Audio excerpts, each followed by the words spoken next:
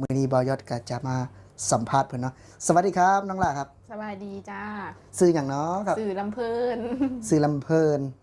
คือว่ามื้อนี้อ้ายอยากมาสอบถามน้องเพราะว่าคืออย่างหลังไมค์เนาะน้องก็บอกว่าเคยทำงานกับนายจ้างจีนแบบนี้นะคือว่าในณตอนนั้นน่ะอายุจักขวบน้องที่ได้มีโอกาสได้ไปประมาณ7-8 ขวบอ๋อตอนนั้นน่ะไปกับแม่ไปบ่กับแม่แล้วก็อ้ายเลอ๋อยอ้าย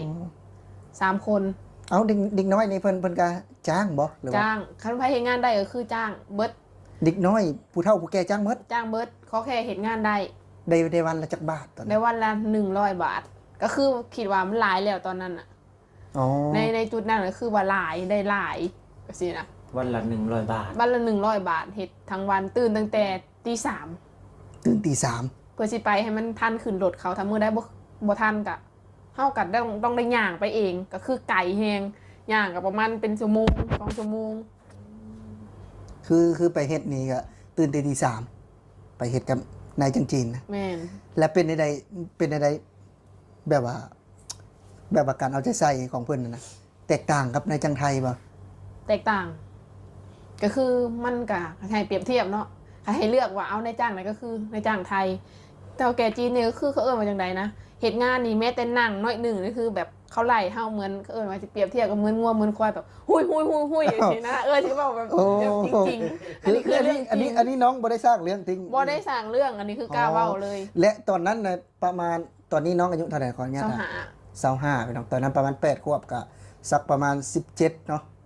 สุคนเนาะพี่น้องเนาะมื้อนี้บ่ยอดก็มีโอกาสดีพี่น้องมีแขกรับเชิญเนาะหรือว่าแบบว่าเพราะว่าบ่ยอดมาเล่นห้องเบาสมายพี่น้องได้เจอกับน้องสาวพี่น้องที่แบบเป็นคนที่น่าฮักแบบว่าบ่ยอดเลยอดใจบ่ได้พี่น้องที่จะมาสัมภาษณ์แล้วก็มาพูดคุยกับเพิ่นเนาะมื้อนี้ถือว่าจะมาสอบถามพี่น้องเรื่องราวชีวิตของเพิ่นเนาะซึ่งว่าเป็นคนงามแบบนี้หลายคนก็ว่าบ่เคยลำบากบ่เคยทุกข์เนาะแต่ว่ามื้อนี้พี่น้องบ่ยอดอยากจะมาพูดคุยกับเพิ่นว่าตอนเพิ่นอยู่บ้านเนาะเพิ่นใช้ชีวิตแบบใดเพราะว่าบ่ยอดได้เกริ่นๆว่าเพิ่นได้เคยทำงานกับนายจ้างไทยพี่น้องมื้อนี้บ่ยอดก็จะมาสัมภาษณ์เพิ่นเนาะสวัสดีครับน้องล่ะครับสบายดีจ้าชื่อหยังเนาะครับสื่อลำเพลิน ชื่อลำเพิ่นคือว่ามื้อนี้อ้ายอยากมาสอบถามน้องเพราะว่าคืออย่างหลังไมค์เนาะน้องก็บอกว่าเคยทำงานกับนายจ้างจีนแบบนี้นะ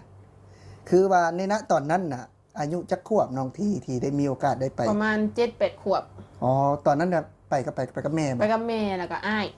เลยอ้าย3 คน เอาเด็กน้อยนี่เพิ่นก็จ้างบ่หรือว่าจ้างคันไปเห็นงานได้ก็คือจ้างเบิดเด็กน้อยผู้เฒ่าผู้แก่จ้างหมดจ้างเบิดเขาแค่เห็นงานได้ได้วันละจักบาทตอนในนั้นวันละ100 บาทก็คือคิดว่ามันหลายแล้วตอนนั้นอะอ๋อในจุดนั้นก็คือว่าหลายได้หลายสินะวันละ100 บาทวันละ100 บาทเฮ็ดทั้งวันตื่นตั้งแต่ตี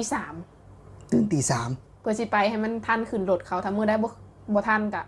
เฮากัต้องได้ย่างไปเองก็คือไก่แฮงย่างกับประมาณเป็นชั่วโมง2 ชั่วโมงคือไปเฮ็ดนี่ก็ตื่นตีสามไปเฮ็ดกับนายจังจีนนะแม่นและเป็นใดแบบว่าการเอาใจใส่ของเพิ่นน่ะนะแตกต่างกับนายจังไทยบ่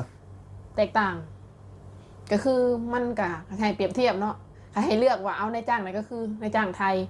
แต่ว่าแกจีนนี่ก็คือเขามาจังไดนะเหตุงานนี่แม้แต่นั่งน้อยหนึ่งนี่คือแบบเขาไล่เฮาเหมือนเขามาสิเปรียบเทียบกับเหมือนงัวเหมือนควายแบบหุยอย่างนี้นะที่บอกแบบจริงๆอันนี้คือเรื่องจริงอันนี้น้องบ่ได้สร้างเรื่องจริงบ่ได้สร้างเรื่องอันนี้คือกล้าเว้าเลยและตอนนั้นน่ะประมาณตอนนี้น้องอายุเท่าไหร่ขออนุญาต25พี่น้องตอนนั้นประมาณ8ขวบก็สักประมาณ17เนาะ17-18ปีที่แล้วนะ8ขวบพี่น้องเพิ่นจังว่าเห็นแม่กับอ้ายไปเนาะก็เลยอยากไปซอยเพิ่นเขาลำบากอะไรอ๋อเขาก็ให้วันหนึ่ง100 บาท100 บาทเบิดทุกคนบ่ว่าสิใหญ่หรือน้อยขอให้เฮ็ดงานได้เฮ็ดงานได้นะโอ้กับไปก็แบบว่าไปนี่คือว่าแบบว่าเวลาเฮานั่งอยู่ก็บ่ได้นั่งพักผ่อนคือบ่ได้คือเวลาพักผ่อนคือเที่ยงคือเลยมานาทีหนึ่งก็บ่ได้คือกินข้าวนี่ก็ต้องรีบกินรีบแล้วรีบไปเฮ็ดให้เขาเข้างานแล้วเลิกเที่ยงแม่นเลิกเที่ยงแล้วกินข้าวเขาเลี้ยงบ่คือเอาไปเงินไปเองเอาไปแต่เฮือนอ๋อพี่น้อง100 บาทแล้วเอาไปแต่เฮือนอีกบ่มีเลี้ยงเขาเลี้ยงน้ำก็คือเลิกงานอีกทีหนึ่งคือ5 โมง 6 โมง6 โมงเช้า6 โมงแรงว่าเขาเว้าผิด จักมองจักมือไปนะ คือไปตลอดจนเขาปลูกมันแล้วสิซะจนเขาปลูกมันแล้วในที่เขาไอ้นี่มา จนแบบก็เป็นอะไรเป็นเดือนมึงเถื่อกันไงก็ไปคู่มือตื่นตี 3คู่มือ ถ้าหากว่าสมมุติว่าตอนนี้นะมีนายจ้างจีนสิจ้างนี่ครับบ่อยากบ่กลับไปแล้วเนาะ ไม่ได้บอกกลับไป ได้มาอยู่ประเทศไทยแล้วก็ แต่มาอยู่ประเทศไทยก็เหมือนแบบเป็นบ้านหลังที่2ของเฮาค่ะ หลังจากที่ผ่านมาจุดที่แบบว่าเลวร้ายจุดที่แบบว่ามีความลำบากเนาะแล้วมาทำงานในประเทศไทยเป็นอะไรความรู้สึกบ้าง ในความรู้สึกก็ดี เหมือนให้ทุกอย่างในสิ่งที่เฮาหาบ่ได้ให้ทุกสิ่งทุกอย่างที่เฮาจะได้ที่เฮาบ่เคยมีแต่น้อยมันเหมือนมาตามหาฝันอยู่พี่เฮามาค้ากำปั้นธนาอยู่พี่นะมาขายก็มันจะได้นะเขาก็บ่ถือขายเอง แม่นขายแรงงานไอ้ ขายเอง น้องเข้ามาเนี่ยอายุจักปีตอนเข้ามาไทยนะ ตอนเข้ามาตอนอายุ14ย่าง15 ปี อ๋อเข้ามาตั้งแต่ช่วงนั้นนี่บ่มีบัตรแม่นบ่ บ่มีบัตรเข้ามาก็คือ นั่นแหละ เฮ็ดงานหยังเข้ามาตอนนั้น เห็นงานหมายถึงว่าเขาเห็นงานหยังบ่ ตอนเข้ามาแรกๆเนี่ย เขาเห็นงานบ้านน้ำเอื้อย อ๋อเฮ็ดงานบ้านมาตลอดเลย แม่เห็นงานบ้านมาตลอดเลย อ๋อปัจจุบันนี้เฮ็ดงานบ้าน ปัจจุบันนี่เป็นพี่เลี้ยง อ๋อคนละอันบ่ คนละอันก็คือ แต่ว่าอยู่ในบ้านท่าน จะอยู่ในบ้านเขาไม่ได้เห็นงานบ้านเขาดูแลแค่น้อง อ๋อดูแลแค่น้อง ดูแลแค่เด็กน้อยสินะ หลังจากที่จนมาแต่อายุ14 15เนาะ อืม แล้วเป็นในปัจจุบันนี่อยู่หลายปีนี่กับนายจ้างไทยนี่นายจ้างไทยนี่ใจดีปะ ใจดีซัมมันยังซัมพ่อซัมแม่เฮาคนหนึ่งเหมือนแบบเขาดีน้ำเฮาค่ะนะ อืมและคือออกมาลิ้นแบบนี้ก็ได้ปะ ได้เป็นวันหยุดเฮาก็คือเขาให้อิสระ อ๋อมีวันหยุดเพราะ มีวันหยุด วันหยุดนี่เป็นวันเสาร์วันอาทิตย์แบบนี้ปะ แม่นวันเสาร์วันอาทิตย์ อ๋อก็คือเพิ่นอยู่บ้านแล้วก็เฮาสามารถออกมาได้ แม่น และขออนุญาตถามว่าเงินเดือนได้หลายปะ ถามว่าได้รายบ่ได้หลัก2 20,000 อ่า 20,000คือสิมันเนี่ยเมืองหนาวครับนี่ มันหลายเนาะเฮาเฮ็ดงานส่งเดือนยังบ่ได้เลยน่ะ บ่ยอดเฮ็ดงานเดือน12,000เอา12,000น้อง20,000นะซ้ำบ่ยอดเฮ็ดงานส่งเดือนแหละอันน่ะเพิ่นเฮ็ดงานเดือนเดียวอ๋อคือพี่เลี้ยงในส่วนหลายก็จะได้หลายเนาะน้องพรเพิ่นก็เฮ็ดงานพี่เลี้ยงก็รับจอบคือกันนะส่วนหลายก็จะได้หลายคือว่าถ้าหากว่ามาอยู่ในกับนายจ้างไทยนะถ้าว่าเป็นคนขยันแล้วก็อดทนซื่อสัตย์เนาะบ่ขโมยไปซี่นะถือว่าได้เยอะอยู่แล้วเนาะจากการที่แบบว่าจาที่บ่ยอดเห็นนะโอ้และจากการมาทำงานในประเทศไทยเลยแล้วน้องนี่ได้อย่างไงจากการมาทำงานประเทศไทยนี่หลายปีเติมเนาะ6-7 ปีนี่ถือว่าได้อย่างไงกลับบ้าน ถามว่าได้ยังไงกลับบ้าน ได้เพื่อนได้หน้าได้สิ่งที่เฮาเฮ็ดบ่ได้เอาสิซะได้ให้พ่อให้แม่มีความสุขอยากกินหยังได้กินอยากซื้อหยังได้ซื้อไอ้สิหั่นน่ะถ้าบ่มาประเทศไทยนี่คือจะบ่มีโอกาส บ่มีแต่ก่อนคือครอบครัวเฮาถูกแฮงเลยสินะแบบแม้แต่สิเขากินน่ะพ่อแม่ก็ต้องแบ่งปั้นให้กันผู้ละปั้นก็คือไผกินเบิดสำใดก็คือสำนั้น อ๋อ ก็คือมันบ่มีเพิ่มว่าสินะคล้ายๆแบบนั้น ก็คือแบบว่าลำบาก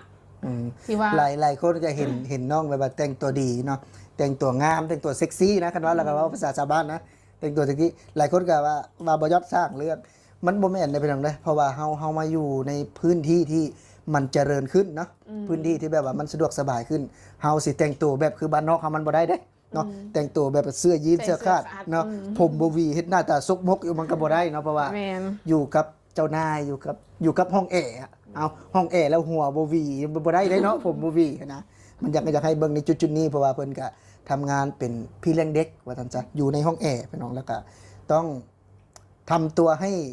น่ารักเนาะทำตัวให้แบบว่ามันดูดีเนี่ยสะอาดแบบว่า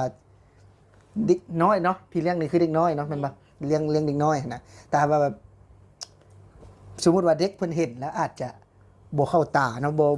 บ่สะอาดนั่นนะเนาะมันก็แบบว่าค่อนข้างที่จะอยู่นำเฮามันค่อนข้างที่จะลำบากไปสินะโอ้หลังจากที่มาอยู่พี่ก็ถือว่าชีวิตดีขึ้นเนาะน้องล่ะเนาะ ดีขึ้นหลายแล้วก็จะได้เฮ็ดให้เฮาแบบ มีในสิ่งที่เฮาบ่มีคือเฮาว่าอะไรเนาะเฮ็ดให้เฮาหลุดพ้นกับคำว่าทุกข์ยากคำว่าบ่มีข้าวกินคันมื้อใดบ่มีข้าวกินก็คือ มีแต่กินแต่แกงหน่อไม้เปล่า อ๋อคืออาหารหลักนี่คือส่วนหลัก คือแกงหน่อไม้ตำบักหุ่งจังซี่นะบ้านเฮาบ่สิมีหยังมันว่า ตำบักหุ่งแกงหน่อไม้นะแต่ละมื้อนะ คันมื้อใดก็คือบ่มีข้าวกินกันนั่นแหละได้แต่กินแต่แกงหน่อไม้เปล่าๆก็คือ เป็นแทนเขาวก็กินคือแกงก็คือแกงแบบใหญ่ๆแกงหมอใหญ่ๆคือให้อยู่ท้องกินให้อิ่มแบบนี้ไปเลยสินะกินแทนเขาเอาสิซะโอ้ยเห็นแกงหน่อไม้หอมๆนี่อยากกินข้าวฮ้อนๆแบบจ้ำแกงหน่อไม้มันบ่มี โอ้ย อะ คือน้ำลายเราอย่าง อันนี้บ่ของจริง นั่นแหละ คือแบบ นั่นแหละว่ามันคิดฮอตความหลักนะ คือถามว่าตอนนี้อะให้กลับไปทำในแบบเดิมๆมันได้บ่มันน่าจะบ่ได้หนึ่งก็ด้วยกันแบบว่าเฮาเคยกินอาหารแบบนี้อยู่แล้วโดนๆเฮาคิดฮอดนะครับไปกินนี่ได้อยู่เนาะแต่ว่าถ้าไปกินแบบเก่าก็อาจจะบ่โอเคปานใดด้วยเรื่องสุขภาพนะคันว่าเฮากินหน่อไม้อย่างเดียวมันก็อาจจะด้วยลำไส้มันนู่นนั่นนี่เนาะโดยแบบว่ากระเพาะนี่ก็กินหลายบ่ได้เด้หน่อไม้นะนะแต่เป็นจังตะกี้คือกินได้ มันบ่มีคือน้องหลานว่าเนาะ คำว่าบ่มีนี่นะ คือข้าวนี่ก็บางปีก็บ่พอกินแม่นี่ บ่พอกิน บ่พอกินทุกปีเลยบ่ สู้ปีก็คือปีหนึ่งเฮ็ดหน้าได้ปีละ40สอบแล้วพ่อแม่พัดมีลูกหลายน้องเขา7คนเนาะ 7 คน 7 คนมันกับบ่พอกุ้มกินว่าสิซะ อืม บางปีนี่ก็คือต้องแบบเขาปลูกเอามากินแล้วก็ถาหมูกาดเรือหมูแล้วก็จังเอามาดำ ต้องไปขอเพิ่น ต้องไปขอถาว่าปีนี้กาเจ้าเรือบ่ให้คอยน่ะไปลกเอามาดำหน้าตัวเองดำหน้าตัวเองแล้วก็ดำหน้าเขาสินะ บางเทื่อกับแบบเฮาบ่มีเขากินเฮาก็ต้องไปดำนาให้เขาจนแล้วรอกล้าเขาเรือ เขาให้เขามาสอบหนึงอ่ะพอได้มากินในครอบครัวสินะแต่พ่อแม่พาเฮ็ดแต่ก่อนก็คือแบบลำบากบอกสิซะแม้แต่มันจะได้เฮ็ดหน้าสาวนานี่ก็ต้องใส่จกขุดน่ะ อืมน้องก็ได้ไปคุดนะครับ ขุดป้านคันนามาแล้วก็เฮ็ด อี มาก แล้ว แล้ว มันเว้าเกิดความสามารถอีกแล้วนี่ อันนี้เว้าเรื่องจริงอันนี้บ่ได้เว้าแบบตกแต่ง นี่แหละคือชีวิตบางคนก็ว่าโอ้ยเห็นน้องงามโอ้ยน้องก็คือจะแบบว่าบ่มีความสามารถที่จะไปเฮ็ดในจุดที่นั้นอดีตพี่น้องอดีตเนาะ อดีต คืออดีตมันลำบากมันแบบว่าความทุกข์ยากมันเฮ็ดให้เฮาแข็งแกร่งนะความทุกข์ยากนี่บ่ยัดเชื่อเลย ผ่านจุดนั้นมาเลย บ่คือหลายคนว่าแม่นหยังเป็นตาย่านที่สุดเนาะบ่แม่นเป็นหยังความจนความบ่มีกินนี่มันเป็นตายากอีหลี มั เด้ นเป็นตาย่าน คันว่าคนหลายใจนี่ก็ยังใครในหาใหม่ได้เด้ หาใหม่ได้ ความจนนี่มันเมื่อยนะ ความจนนี่ เออ คือความลำบากแฮงเฮาผ่านมาแล้วเฮาก็บ่อยากเจอจุดนั้นอีก ก็ถือว่ามาประเทศไทยนี่ถือว่า